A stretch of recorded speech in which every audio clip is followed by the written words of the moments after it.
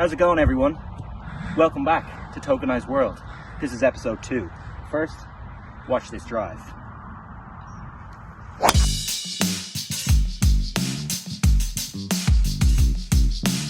Hello everyone, it's Jack, your good friend, and I'm back again with another episode of Tokenised World. This one is episode 2, and we're going to take a look at what happened in 2023 in terms of the tokenization of real world assets. And we're going to take a little guesstimate as to what might happen in 2024. With the year off to a great start already, with the Bitcoin ETF approval, and also it's the year of the halving. Like, comment, subscribe, the usual stuff. Let's get going. So, 2023 at a glance in terms of the tokenization of real world assets would include figures like 119, if we round up, billion USD in tokenized assets, and that's across public blockchains, I have to mention.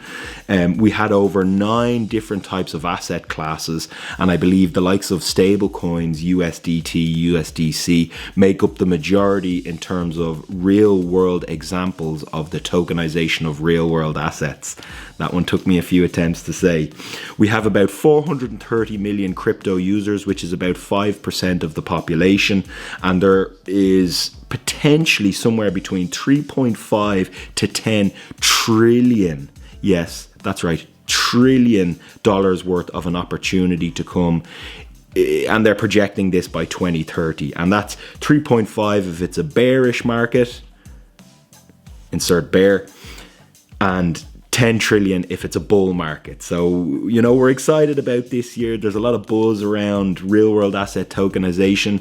With that, moving into 2024, there's going to be a couple of predictions, and this is where all the videos come out about predicting what's going to happen in 2024. It's always safe to say that you need to do your own research.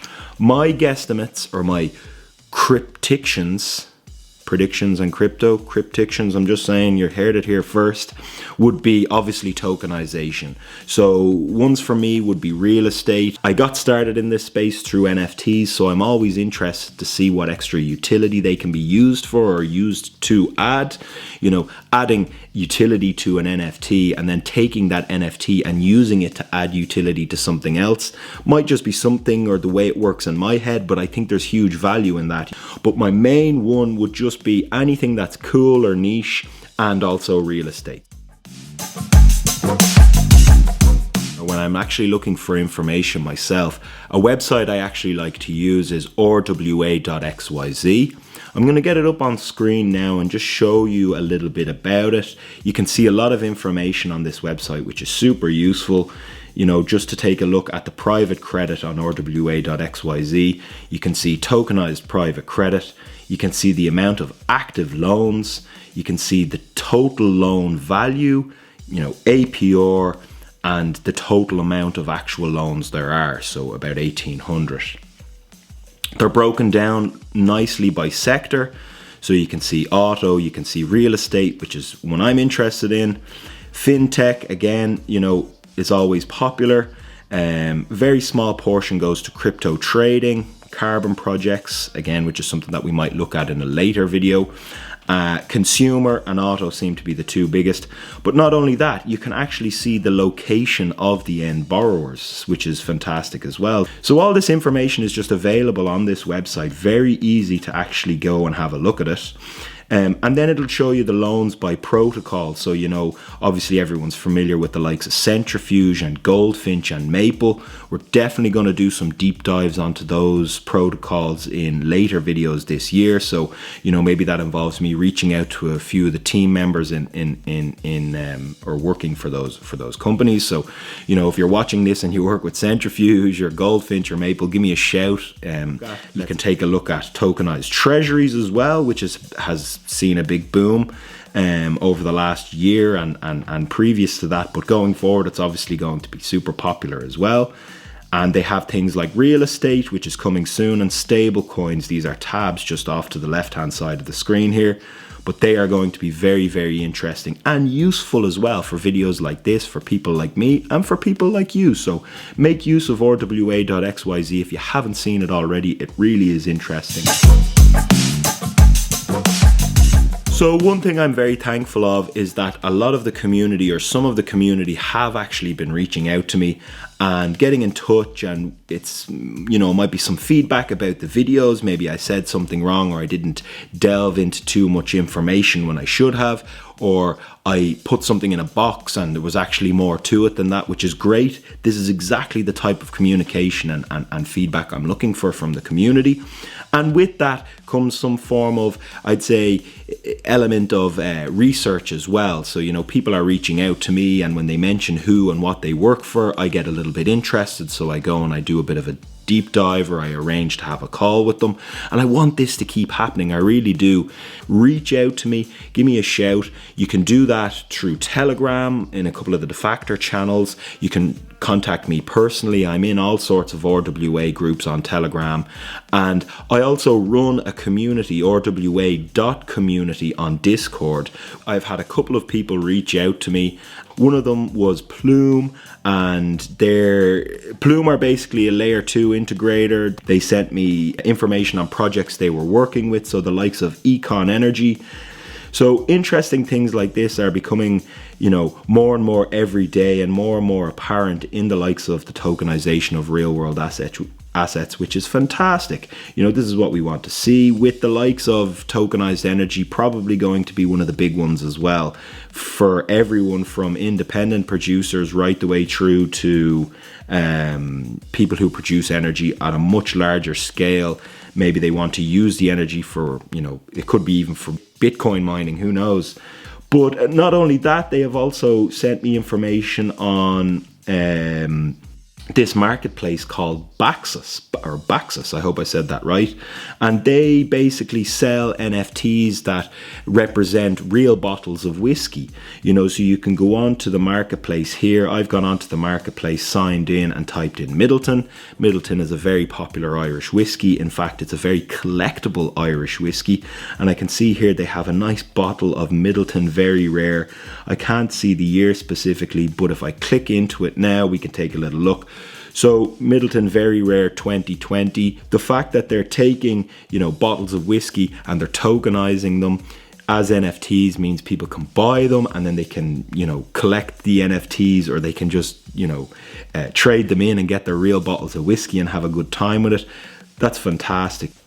So it was really nice talking to Plume. I've sent them a couple of questions, and I hope that they might feature more heavily in some videos down the line, which is fantastic. But again, like I was saying, I would like that from more people, from more protocols, from more projects, from more people who are just enthusiasts. Maybe you can teach me something about real world asset tokenization, or teach the community something, or shed some light on something that doesn't get too much light.